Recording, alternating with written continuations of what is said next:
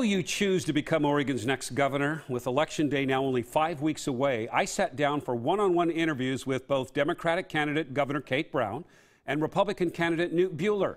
I asked them each the same questions on issues and problems facing Oregon, and we also talked about their individual leadership styles and personalities. Dan repainted it himself. Oh. Yeah. So when you're the governor, you can make your husband do chores? Yeah.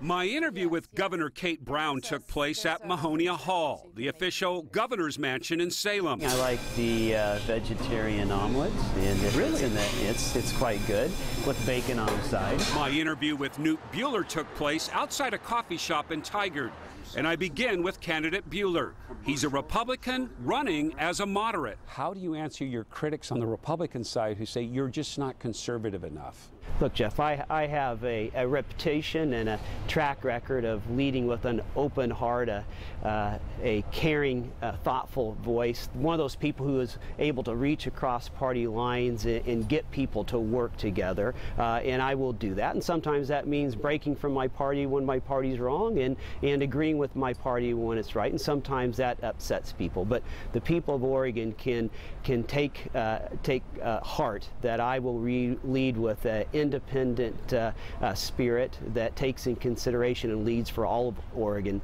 no matter who you are, where you live, who you happen to love, or even how you're registered to vote. Kate Brown became governor in 2015, succeeding John Kitzhaber when he resigned. She was elected to office in a special election the very next year. I asked her about her management style as governor. I would think folks would say my management style is I'm a consensus builder, I'm a collaborator. But you can be tough. You took some heat. Yes, I can.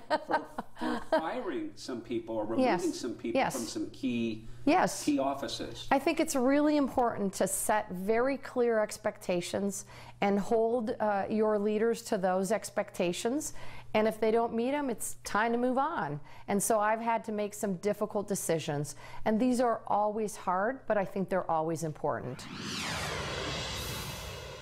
Okay, Jeff, I know you've met both of them before, yeah. But after you sat down with them, what was really your impression of them? Well, if this was an election about personality or likability, they both would win. I mean, they're smart, they're likable, they have great personalities, but it's not an election about that. It's about how the candidates view the problems and issues facing Oregonians and how they will lead. So tomorrow, we really get into it. Each candidate will answer questions about improving and solving Oregon's education system.